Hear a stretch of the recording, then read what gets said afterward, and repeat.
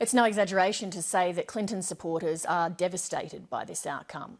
One of those who's been at Clinton headquarters in New York all through the vote count is Jeffrey Bleich. He was the US ambassador to Australia until 2013. He joined me from there a short time ago. Ambassador Bleich, how do you explain this result? Well, I think people are going to spend a lot of time trying to understand what happened here. Some of it is that, again, the history of our presidential elections has been that every 8 years we switch parties. We haven't, with one exception, the Reagan-Bush election. It's only been after, since Roosevelt and Truman, we've generally switched presidents every 8 years. And so this is going to be a tough one for Hillary Clinton to begin with. I think the competence of her campaign and the concerns about the Trump candidacy made people think this would be easy, but it was always going to be a very hard campaign. Nonetheless, this campaign, you've referred to conventional American political wisdom, but this campaign has bucked much of what we understand about American politics. What do you think is the message that voters are sending? Yeah, I think the message was very much an anti-establishment message, and the crux of it was really in 2008 when we had a global financial crisis and we had an unpopular war in Iraq. There was a sense among a lot of the public that both Democrats and Republicans in the establishment had been responsible for that.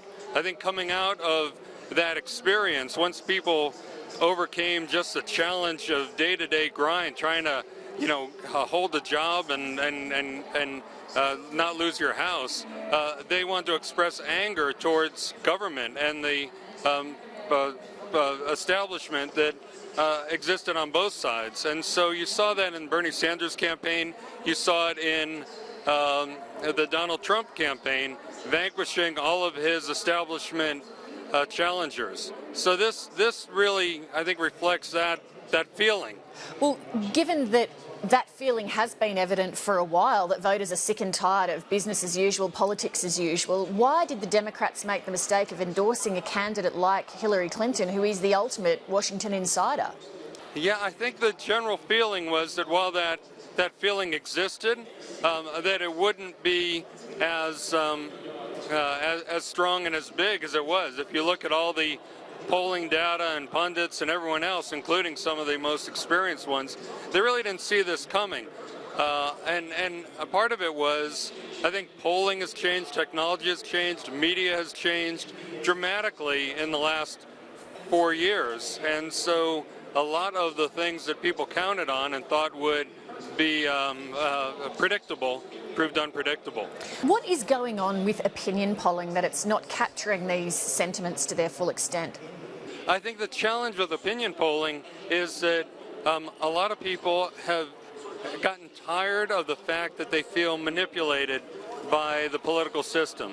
They don't like the fact that they're being told that because they're a particular race, they're going to vote a particular way, that they live in a particular county, they'll vote a particular way, that they are predictable. And I think there's a sense that someone who says things that are not filtered and not thought through, in some ways, not political or thoughtful, is someone who's at least being authentic and not trying to manipulate you. They're giving you their authentic self. I think that's something that reality TV and our media age has nurtured and cultivated and has grown stronger over 4 years. And the polling systems were the same as they were 4 years ago. Well, Ambassador, we very much appreciate you making time to speak to us from there tonight. Thank you. Yeah, no, thank you, Lee, and look forward to seeing you when I'm back in Australia.